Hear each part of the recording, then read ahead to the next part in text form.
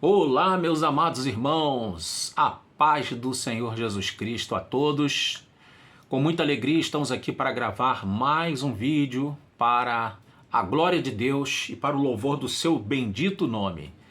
Queridos, peço a sua inscrição aqui no canal. Peço que você, ao se inscrever, ative os sininhos da notificação, dê o like, que é aquele joinha, que com isso o YouTube ele vai ver que o vídeo é relevante, vai propagar o vídeo para muitas pessoas. Ao fazer isso também, compartilhe o vídeo com quem você quiser.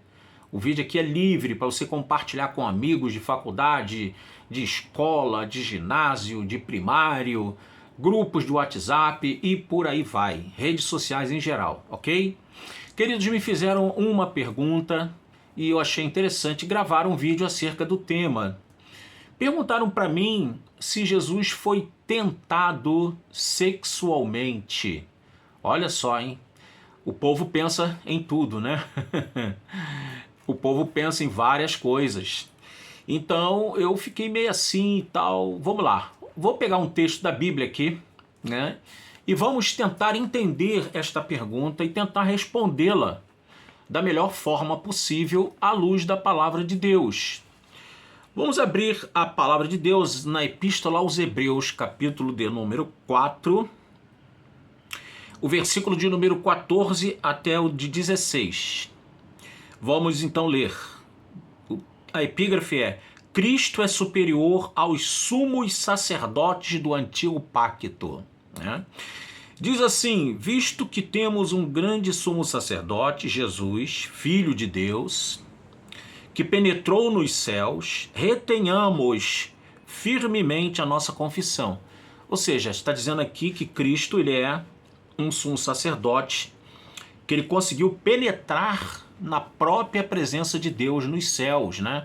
Porque aqui está levando a figura da pessoa de Jesus Cristo a um patamar nunca antes alcançado por nenhum sacerdote aqui da terra, nenhum sacerdote humano.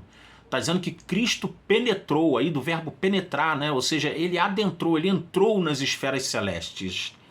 Muito importante isso para a nossa fé.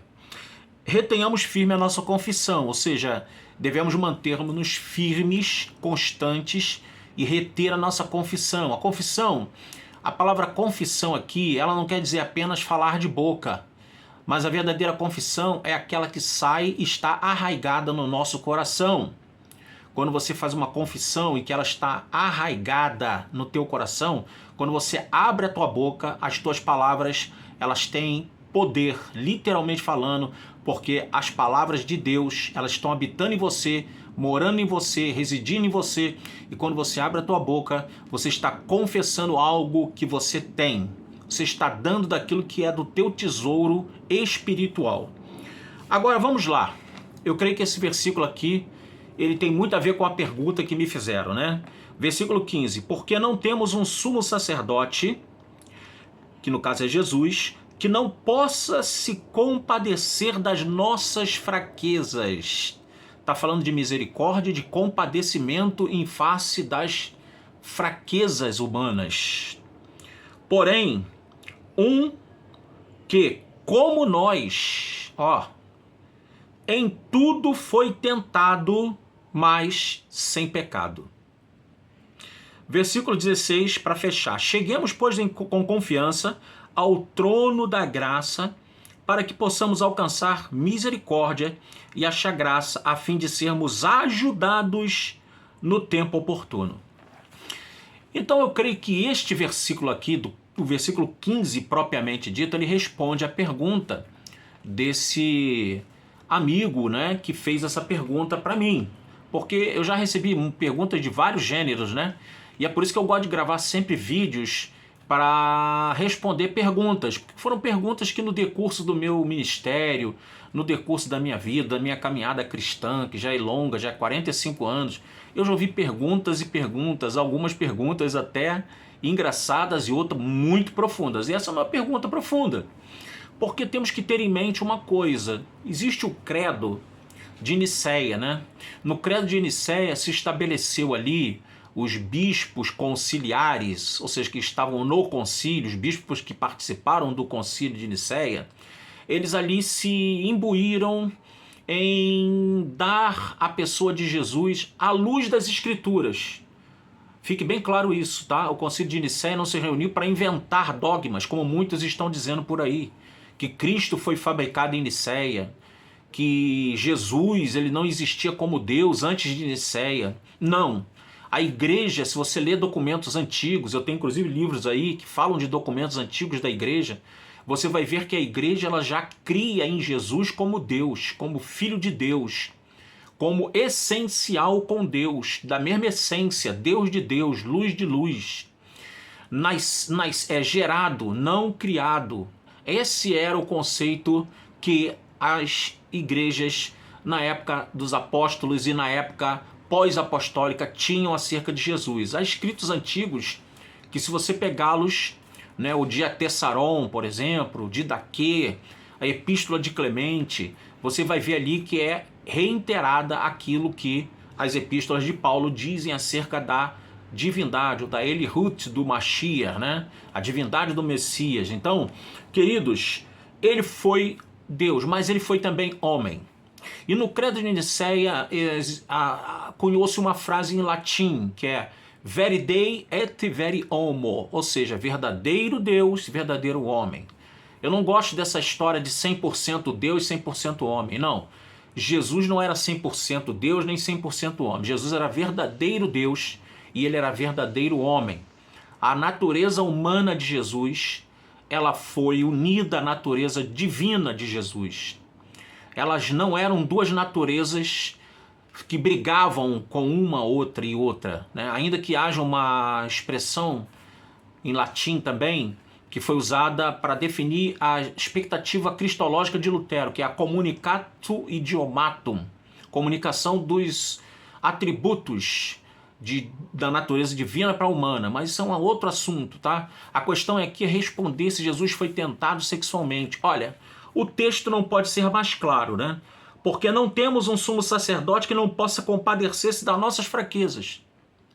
Todos nós somos fracos, somos seres humanos, somos falhos, mas o que nos consola é que temos um sumo sacerdote que não possa se compadecer de nós e ter misericórdia de nós, das nossas fraquezas, quando falhamos e fraquejamos.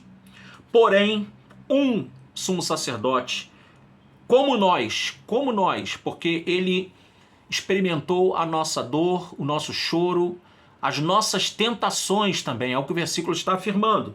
Mas como nós, em tudo. Quando a Bíblia está dizendo que em tudo ele foi tentado, significa também dizer que o nosso Senhor e Salvador Jesus, que era verdadeiro homem, também foi tentado sexualmente, queridos.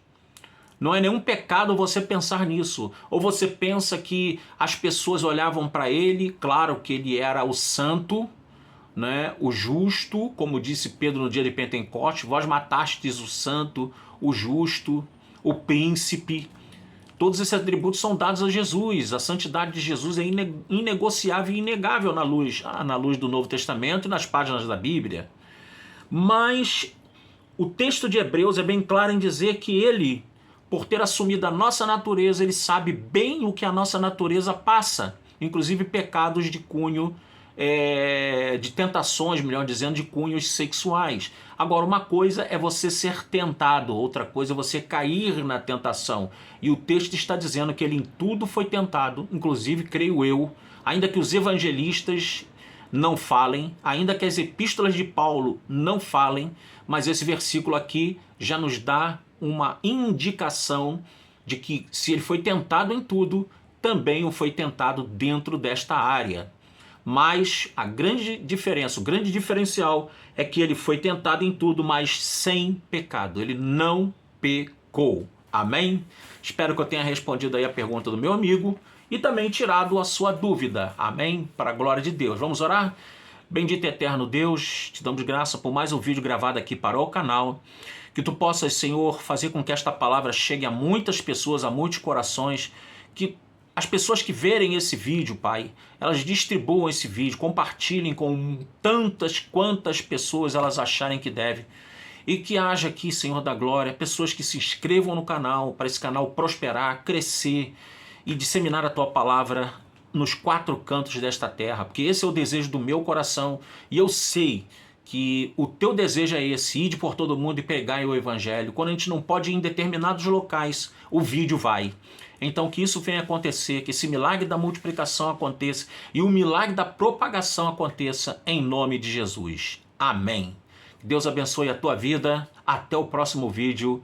Querendo Deus. Shalom.